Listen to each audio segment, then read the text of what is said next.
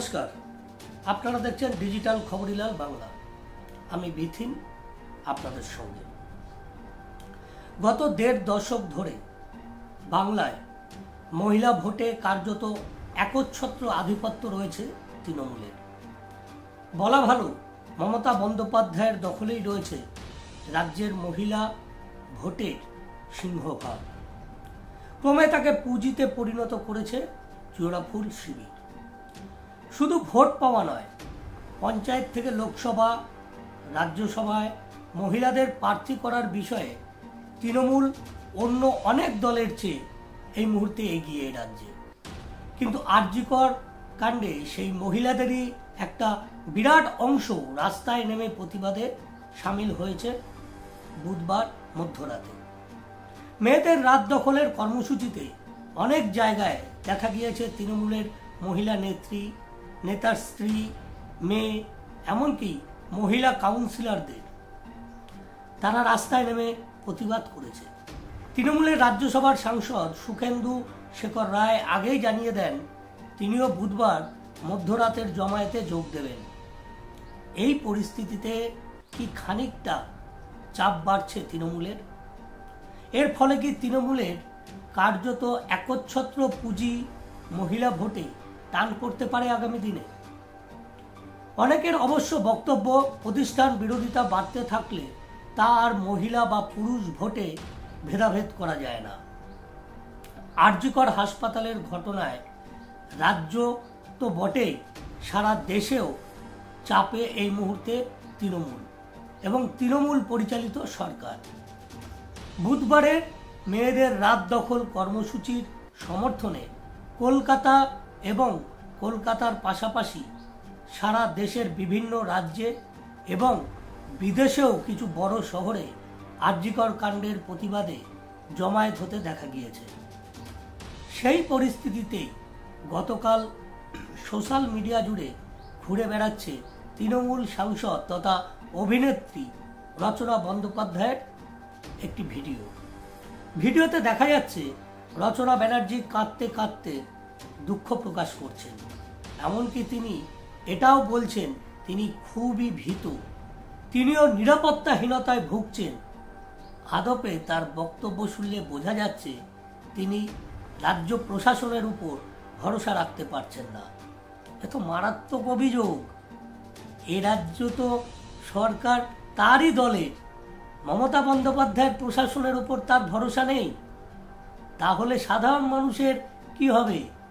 প্রশ্ন উঠছে।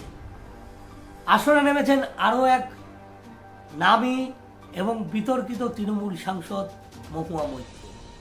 বৃহস্পতিবার রাতে কৃষ্ণনগরের সাংসদ একটি ভিডিও তার এক্স হ্যান্ডেলে পোস্ট করেছেন। তাৎপর্যপূর্ণভাবে সেখানে তিনি বলেছেন, আরজিকরের দায়িত্বে যারা ছিলেন তাদের ভূমিকা নিয়ে প্রশ্ন তোলা ন্যায্য। কৃষ্ণনগরের সাংসদ মহুয়া মৈত্র তার এক্স হ্যান্ডেলে পোস্ট করে লিখেছেন, আরজিকরে যে ভয়াবহ অপরাধ হয়েছে তা আমাদের স্তম্ভিত করে দিয়েছে। এই ঘটনার দ্রুত এবং স্বচ্ছ তদন্ত চাই। পাশাপাশি এক্স হ্যান্ডেলে পোস্টে সংহতিও জানিয়েছেন মহুয়া মৈত্র। অন্যদিকে জয়নগরের তৃণমূল সাংসদ প্রতিমা মণ্ডল আবার সরাসরি আন্দোলনের স্পিরিটকে সমর্থন করেছেন। পাশাপাশি তিনি বলেছেন, আমি মনে করি না এই আন্দোলনকে রাজনৈতিক দৃষ্টিভঙ্গি থেকে দেখা উচিত। আমার মনে হয় জঘন্যতম এই অপরাধের বিরুদ্ধেই সকলে গর্জে উঠেছেন। রাজ্যসভায় তৃণমূলের সাংসদ সুস্মিতা দেবের কথায় আরজিকর হাসপাতালের তরুণী চিকিৎসককে ধর্ষণ করে হত্যার ঘটনা হৃদয় বিদারক, যা কর্মক্ষেত্রে মহিলাদের নিরাপত্তা নিয়েই বড় প্রশ্ন তুলে দিয়েছে।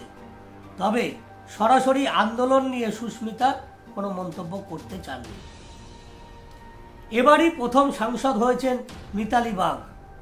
আরামবাগের এই তৃণমূল সাংসদ আরজিকর কাণ্ড নিয়ে নিজের কথা কিছুই বলতে চাননি। তার কথায় যা বলার মমতা বন্দ্যোপাধ্যায় এবং অভিষেক বন্দ্যোপাধ্যায় বলে দিয়েছেন। কিন্তু সেখানেও তো প্রশ্ন থাকছে, কারণ মমতা বন্দ্যোপাধ্যায় এবং অভিষেক বন্দ্যোপাধ্যায় দু ধরনের অবস্থান নিয়েছেন। অনেকের মতে মিতালি প্রথমবার সাংসদ হয়েছে, অল্প ব্যবধানে জিতেছে আরামবাগ থেকে, তাই তিনি ঝুঁকি নিতে চাননি। এবারই প্রথম লোকসভায় জেতা মেদিনীপুরের সাংসদ জুন মালিয়া, অভিনেত্রী জুন মালিয়া আবার তার এক্স হ্যান্ডেলে পোস্ট করেছেন। তাতে নিহতর পরিবারের পাশে দাঁড়ানোর বার্তা দিয়ে জুন লিখেছেন, এই জঘন্য অপরাধের বিরুদ্ধে যারা আওয়াজ তুলেছেন আমি তাদের প্রতি সংহতি জানাচ্ছি। সিবিআই দ্রুত তদন্ত প্রক্রিয়া শেষ করবে বলেও আশা প্রকাশ করেছেন তৃণমূল সাংসদ জুন মালিয়া। আরজিকর কাণ্ডের প্রতিবাদে বুধবার মেয়েদের রাত দখলের কর্মসূচিতে ছিলেন তৃণমূলের রাজ্যসভার সাংসদ তথা নেতা তথা মুখপাত্র শান্তনু সেনের স্ত্রী কাকুলি সেন। শান্তনু সেনের মতো তিনিও কিন্তু একজন চিকিৎসক, চক্ষু বিশেষজ্ঞ এবং আরজিকরের প্রাক্তনী। তিনি চিকিৎসক দম্পতির মেয়েও আরজিকর হাসপাতালেই ডাক্তারি পড়ছে। হাসপাতালে মহিলা চিকিৎসককে ধর্ষণ ও খুনের অভিযোগ প্রকাশ্যে আসার পর উদ্বিগ্ন শান্তনু জয়া। আরজিকরের একজন প্রাক্তনী হিসাবে হাসপাতাল চত্বরেই আন্দোলনে তাকে সামিল হতে দেখা গিয়েছে এই কয়েকদিন। বুধবার রাতে মেয়েদের রাত দখলের কর্মসূচিতেও ছিলেন কাকুলি সেন, সঙ্গে ছিলেন তার ডাক্তারি পড়ুয়া কন্যা সৌমুলি সেনও। এ তো গেল তৃণমূলের মহিলা সাংসদদের আনুষ্ঠানিক প্রতিক্রিয়া। কিন্তু এই আন্দোলনের ফলে মমতার প্রতি মহিলা ভোটের সমর্থন টলমটল করবে কিনা তা নিয়ে বিভিন্ন মত রয়েছে শাসক দলের মধ্যে।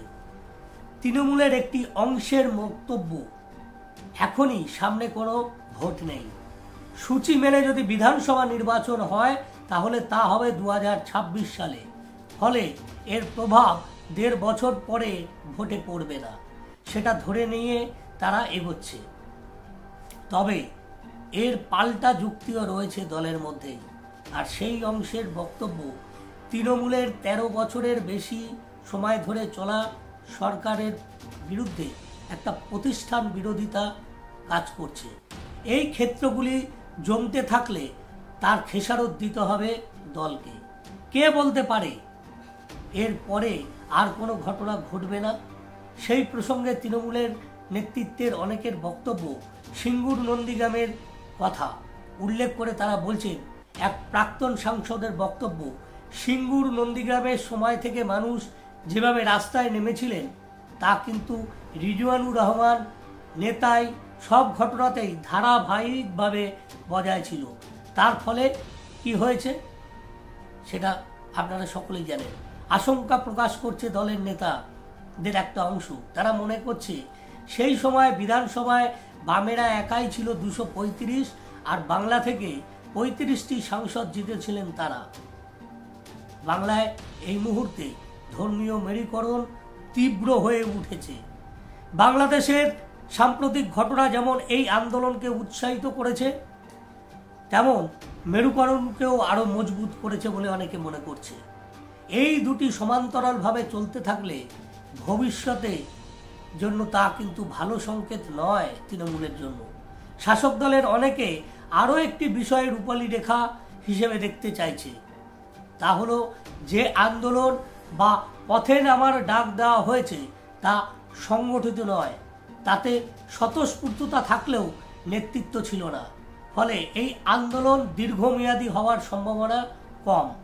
তবে শাসক দলের মধ্যে যে আলোচনার স্রোত বয়ে যাচ্ছে এই মুহূর্তে তা নিঃসন্দেহে বলা যায়।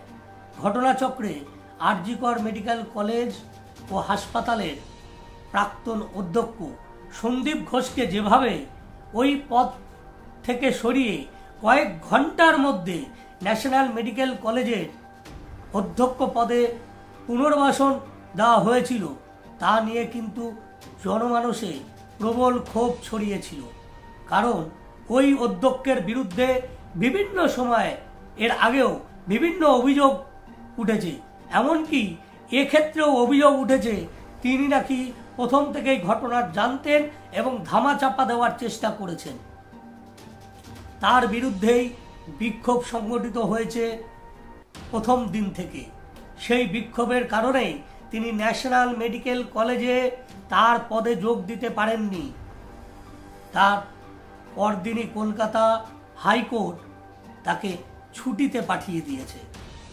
মহুয়া তার ভিডিওর কারণ নাম না করলেও আরজি করের দায়িত্বপ্রাপ্তদের ভূমিকা নিয়ে প্রশ্ন তুলেছেন এবং সেখানে তিনি বলেছেন এই প্রশ্ন ওঠা ন্যায্য। মহুয়া এই ভিডিওটিতে করেছেন কিন্তু ইংরেজিতে, মনে রাখবেন। তার কারণ তার লক্ষ্য ছিল দেশের বিভিন্ন রাজ্যে যে আন্দোলন হচ্ছে আরজি কর ঘটনাকে কেন্দ্র করে তাদেরকে অ্যাড্রেস করা। না হলে তিনি বাংলাতেই এই ভিডিও করতে পারতেন, কিন্তু যাতে করে অন্য রাজ্যের যারা এই আন্দোলন করছে তাদের কাছে তার বার্তা পৌঁছায়, সে কারণেই তিনি জেনে বুঝে বৃহস্পতিবারের এই ভিডিও বানিয়েছেন ইংরেজিতে।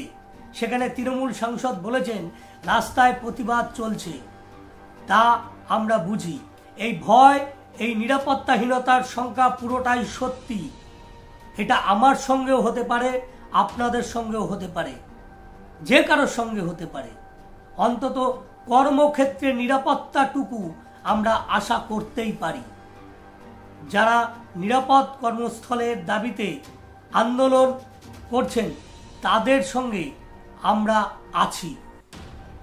এই বক্তব্য ইংরেজি ভাষায় তিনি দিয়েছেন যাতে করে তিনি এই দেশের বিভিন্ন রাজ্যে যে আরজি কর কে সমর্থন জানিয়ে আন্দোলন হচ্ছে তাদেরকে, যারা আন্দোলন করছেন তাদেরকে তিনি অ্যাড্রেস করতে পারেন, সে কারণেই মনে করা হচ্ছে তার এই ইংরাজিতে ভাষণ। এখন দেখার আগামী দিনে এই আন্দোলন কোন পথে যায়, দোষীদের শাস্তি কত দ্রুততার সঙ্গে সিবিআই সুনির্দিষ্ট করতে পারে। নমস্কার, ভালো থাকবেন, সাবধানে থাকবেন।